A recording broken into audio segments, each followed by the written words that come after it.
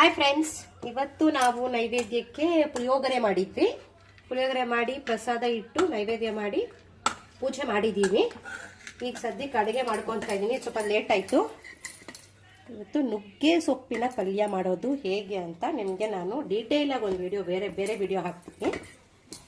ನುಗ್ಗೆ ಸೊಪ್ಪು ಎಲ್ಲಿಂದ ಬಂತು ಅಂದರೆ ನಾವು ಮನೆ KGF ಹೋಗಿದ್ವಲ್ಲ, ಆವಾಗ ನಮ್ಮ ಆಂಟಿ ಕಿತ್ಕೊಟ್ಟಿದ್ದಾರೆ ನಮ್ಮತ್ತೆ.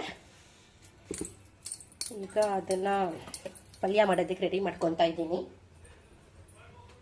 ನುಗ್ಗೆ ಸೊಪ್ಪಿಗೆ ಏನು ಮಾಡಬೇಕಂದ್ರೆ ನೀಟಾಗಿ ಅದನ್ನು ಎಲೆ ಮಾತ್ರ ಕಿತ್ಕೊಂಡು ಇಟ್ಕೊಂಡಿರ್ಬೇಕು. ಅವ್ರು ತುಂಬ ಕಿತ್ಕೊಟ್ಟಿದ್ರೆ ನಾನು 2 ವಿಸಿಲಲ್ಲಿ ಇಟ್ಟಿದ್ದೀನಿ. ನೀವು ಒಂದೇ ಬೌಲಲ್ಲೂ ಇಟ್ಕೊಬೋದು. ಸ್ವಲ್ಪ ಹೊತ್ತು ಇದನ್ನು ತೆಗೆದು ಎಲೆ ಕಿತ್ತು ಒಂದು 10 ನಿಮಿಷ ನೀರಲ್ಲಿ ನೆನೆಸಿದ್ರೆ ಇನ್ನೂ ಏನಾದರೂ ಚಿಕ್ಕದು ಕಡ್ಡಿ ಇರುತ್ತಲ್ಲ, ಅದೂ ಅದರಲ್ಲಿ ನೀರಲ್ಲಿ ಆಚೆ ಬಂದ್ಬಿಡುತ್ತೆ.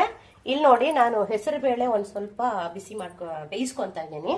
ಹೆಸರುಬೇಳೆ ಬೇಯಿಸ್ಕೊಂಡಿದ ನಂತರ ನಾವು ಇದಕ್ಕೆ ಹಾಕೋಣ. ಇಲ್ಲಾಂದ್ರೆ ಇದು ಸ್ವಲ್ಪ ಕಹಿ ಅಲ್ಲ, ಮಕ್ಕಳು ತಿನ್ನೋದಿಕ್ಕೆ ಹೂ ಅಂತಾರೆ. ಹಾಗಾಗಿ ನಾವು ಸ್ವಲ್ಪ ಬೇಳೆ ಎಲ್ಲ ಹಾಕಿ ಕಹಿ ಹೋಗೋ ಥರ ಮಾಡೋಣ ಅಂತ ನಾನು ಹೆಸರು ಬೇಳೆನ ಸಪ್ರೇಟ್ ಆಗಿ ಬೇಯಿಸ್ಕೊತಾ ಇದ್ದೀನಿ. ಇದನ್ನೇನು ಕಟ್ ಮಾಡೋ ಅವಶ್ಯಕತೆ ಇಲ್ಲ, ಯಾಕಂದ್ರೆ ಎಳೆಯಾಗೆ ಇರುತ್ತಲ್ವಾ, ಚಿಕ್ಕದಾಗೆ ಇರುತ್ತಲ್ವಾ. ಹಾಗಾಗಿ ಬರೀ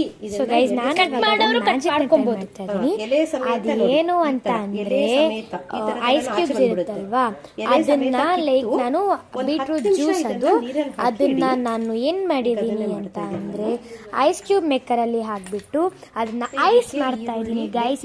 ಇವಾಗ ಏನ್ ಮಾಡ್ತಾ ಇದೀನಿ ಅಂದ್ರೆ ಅದನ್ನ ಇಕ್ತಾ ಇದೀನಿ. ಸೊ ಇವಾಗ ಟೈಮ್ 36, ಒಂದು 5 ಮಿನಿಟ್ಸ್ ಆದ್ಮೇಲೆ ತೆಗ್ಯೋಣ ಆಯ್ತಾ ಆಚೆ. ಅದನ್ನ ತೋರಿಸ್ತೀನಿ. ನೆಕ್ಸ್ಟ್ ಒಂದು ರೀಲ್ ಮಾಡ್ತೀನಿ ಅದ್ರದ್ದು. ಓಕೆನಾ ಗೈಸ್? ಸ್ಟೇ ಟ್ಯೂನ್ ಮಾಡಿ ನೋಡಿ. ಓಕೆನಾ? ನಿಮ್ಗೆ ಇಷ್ಟ ಆದರೆ ಹೇಳಿ ಯಾವ ಥರ. ಸೊ ಗೈಸ್, ನನಗೆ ದೇವ್ರ ಮನೆ ಅಂದರೆ ತುಂಬ ಇಷ್ಟ ಗೈಸ್. ಯಾಕಂತಂದರೆ ಆಂಜನೇಯ ಇರ್ತಾರೆ, ಆಂಜನೇಯ, ಲಕ್ಷ್ಮಿ, ಗಣೇಶ ತುಂಬ ಚಬಿಯಾಗಿರ್ತಾರೆ. ನಂಗೆ ಅದಕ್ಕೆ ಆ ದೇವ್ರ ಮನೆ ಅಂದ್ರೆ ಇಷ್ಟ. ಏನೋ ಒಂಥರ ಹ್ಯಾಪಿನೆಸ್ ದೇವ್ರ ಮನೆ ಅಂದರೆ ನನಗೆ. ಅದಕ್ಕೆ ನನಗೆ ದೇವ್ರ ಮನೆ ಅಂದರೆ ತುಂಬ ತುಂಬ ತುಂಬ ಇಷ್ಟ ಗೈಸ್.